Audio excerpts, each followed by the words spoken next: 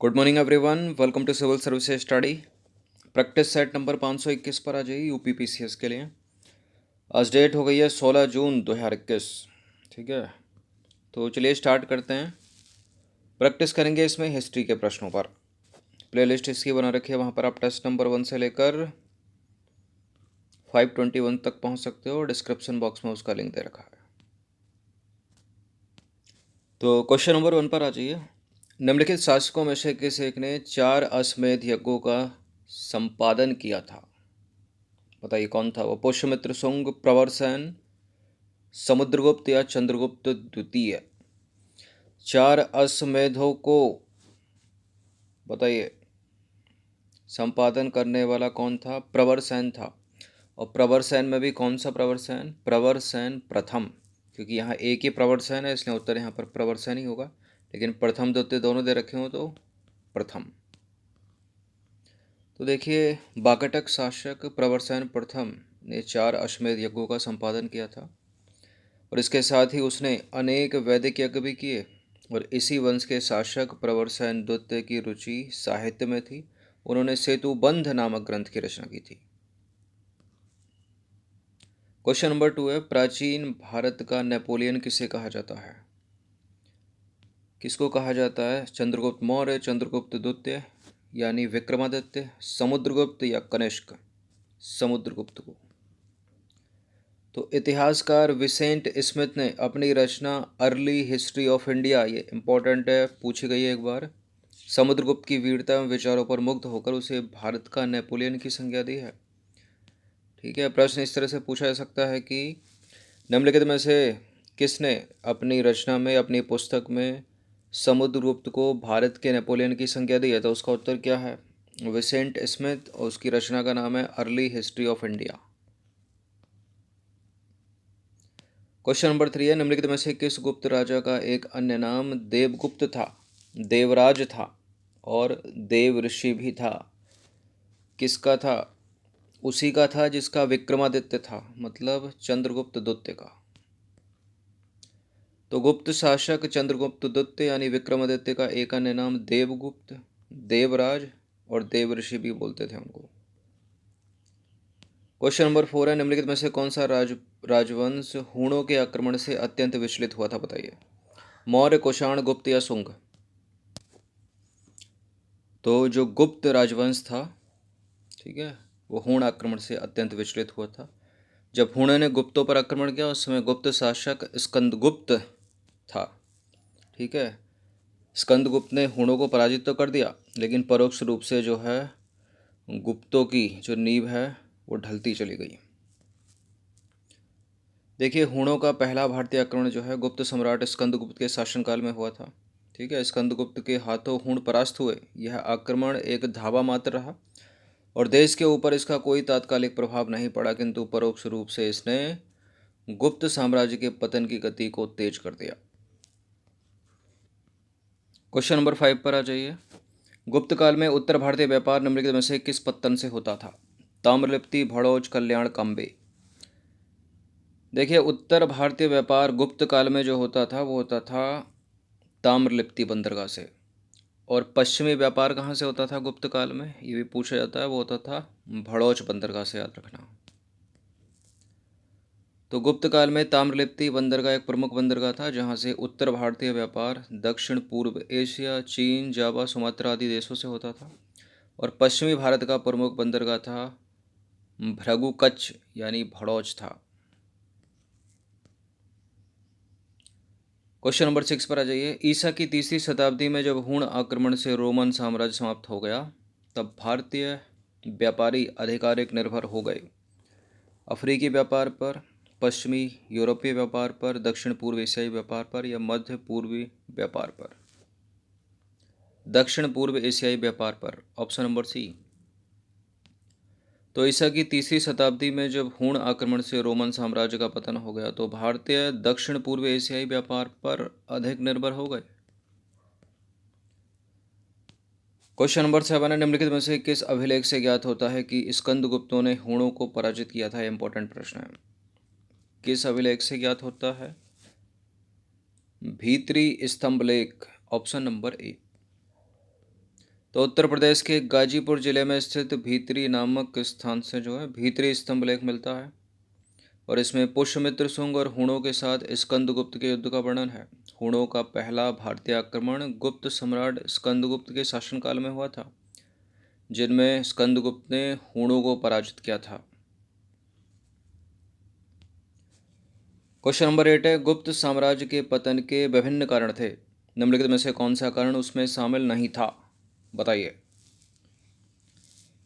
पहला है हुण आक्रमण, दूसरा है प्रशासन का सामंतीय ढांचा, उत्तरवर्ती गुप्तों का बौद्ध धर्म स्वीकार कर लेना और चौथा अरब आक्रमण। देखिए, अरब आक्रमण तो गुप्त साम्राज्य के पतन के बहुत बाद हुआ था भारत पे, ठीक है, तो गलत हो जाएगा यही, पहला दूसरा तीसरा सही है, नहीं था पूछा तो डी आंसर है इसका। तो गुप्त साम्राज्य के पतन के, ठीक है, प्रश्नगत कारणों में से अरबों का आक्रमण, अरबों का भारत पर आक्रमण, ये उत्तरदायी कारण नहीं है। भारत पर अरब आक्रमण गुप्तों के, ठीक है, पतन के बहुत बाद में हुआ था। कब हुआ था? पूर्व मध्यकाल में। लीलावती किसकी रचना है, बताइए। लीलावती के लेखक निम्नलिखित में से कौन है? भास्कराचार्य या माधवाचार्य या कालकाचार्य या इनमें से कोई नहीं? कालिदास हैं? कालिदास नहीं है, भास्कराचार्य की रचना है लीलावती। तो लीलावती की रचना प्रसिद्ध भारतीय गणितज्ञ और खगोल शास्त्री भास्कराचार्य ने की थी, ठीक है। यह गणित विषय का एक महत्वपूर्ण ग्रंथ है, गणित विषय का, और संस्कृत भाषा में काव्यात्मक शैली में श्लोकबद्ध है। क्वेश्चन नंबर 10 पर आ जाइए। चंद्रगुप्त के नवरत्नों में से निम्न में से कौन फलित ज्योतिष से संबंधित था? फलित ज्योतिष कौन था? छपणक था, ठीक है, सी। तो चंद्रगुप्त द्वितीय यानी विक्रमादित्य के कुशल शासन की प्रशंसा चीनी यात्री फाहियान ने की है। नवरत्नों में सबसे सर्वोत्तम कवि महाकवि कालिदास थे और छपड़क जो थे वो रत्न फलित ज्योतिष थे। नगरों का क्रमिक पतन किस काल की एक महत्वपूर्ण विशेषता थी? उसी काल की जिसका एक शासक था स्कंदगुप्त, मतलब गुप्त काल की। तो गुप्त काल में नगर क्रमिक पतन की ओर अग्रसर हुए। संपूर्ण गंगा घाटी में जो शहर पहले अत्यंत समृद्ध अवस्था में थे, उनमें से अधिकांश को गुप्त काल में या तो त्याग दिया गया, ठीक है, या वहाँ के आवासन में पर्याप्त विघटन हुआ, मतलब लोगों के बसने में कमी आई। और पाटलिपुत्र जैसा प्रमुख नगर हुएनसांग के आगमन तक गांव बन चुका था। क्वेश्चन नंबर 12 पर आ जाइए। किस प्रकार की भूमि के अपृहत कहा जाता था? जोती गई भूमि, युद्ध में लूटी गई भूमि, सिंचित भूमि, बिना जोती हुई भूमि। ये लूटी है, लेटी नहीं है, बताइए। बिना जोती हुई जंगली भूमि, ऑप्शन नंबर ए। तो वह भूमि जिसे जोता ना गया हो उसे जो है अपृहत भूमि कहा जाता था। यह गुप्तकालीन राजस्व व्यवस्था का एक पद है। नंबर 13 पर आ जाइए। तोरमाण का संबंध निम्नलिखित में से किस जातीय दल से था? किस जातीय दल से था तोरमाण का संबंध? विलियन, हुण, यूची या शक? हुण से था, बी। तो तोरमाण भारत पर दूसरे हुण आक्रमण का नेता था, ठीक है। मध्य भारत के एरण नामक स्थान से बाराह प्रतिमा पर खुदा हुआ उसका लेख मिला है। नंबर 14 पर आ जाइए। कहा जाता है कि जो शतरंज का खेल है वो कहाँ से प्रारंभ हुआ, बताइए। चीन, भारत, इंडोनेशिया या ईरान? शतरंज का खेल भारत में।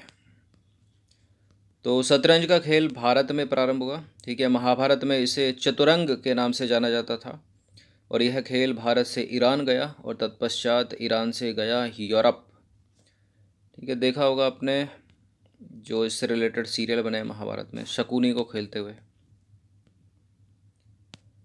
क्वेश्चन नंबर 15 पर आ जाइए। केवल प्रत्यक्ष प्रमाण को निम्नलिखित में से कौन सा दर्शन स्वीकार करता है? केवल प्रत्यक्ष को ही प्रमाण मानता है वो दर्शन, कौन सा है वो दर्शन? जैन, बौद्ध, चाबार्क या सांख्य दर्शन? ना तो जैन है, ना बौद्ध है, ना सांख्य है, चाबार्क दर्शन। तो चार्वाक दर्शन केवल प्रत्यक्ष को ही प्रमाण मानता है, अन्य प्रमाणों का निषेध करता है। भारतीय दर्शन में चार्वाक दर्शन भौतिकवादी विचारधारा का पोषक है, लेकिन न जैन भौतिकवादी विचारधारा का है, न ही बौद्ध भौतिकवादी विचारधारा का है। चार्वाक दर्शन के अनुसार पृथ्वी, जल, ताप और वायु ये चार ही तत्व सृष्टि के मूल कारण हैं। ठीक है। और चार्वाकों के अनुसार महाभूतों से अतिरिक्त आत्मा जो है, आत्मा नामक कोई अन्य पदार्थ है ही नहीं। ठीक है। चैतन्य जो है वो आत्मा का गुण है। चूँकि आत्मा नामक जब कोई पदार्थ है ही नहीं, अतः चैतन्य जो है शरीर का ही गुण या धर्म सिद्ध होता है। तो यही आत्मा है। ठीक है। चैतन्य ही आत्मा है। यह शरीर जो है ना, अपना शरीर, यही आत्मा है। और इसकी सिद्धि के 3 प्रकार हैं: तर्क, अनुभव और आयुर्वेद शास्त्र। ठीक है।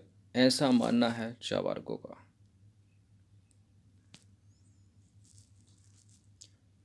भौतिकवादी विचारधारा का पोषक है चार्वाक। ठीक है। पृथ्वी, जल, ताप, वायु ये 4 तत्व ही सृष्टि के मूल तत्व हैं।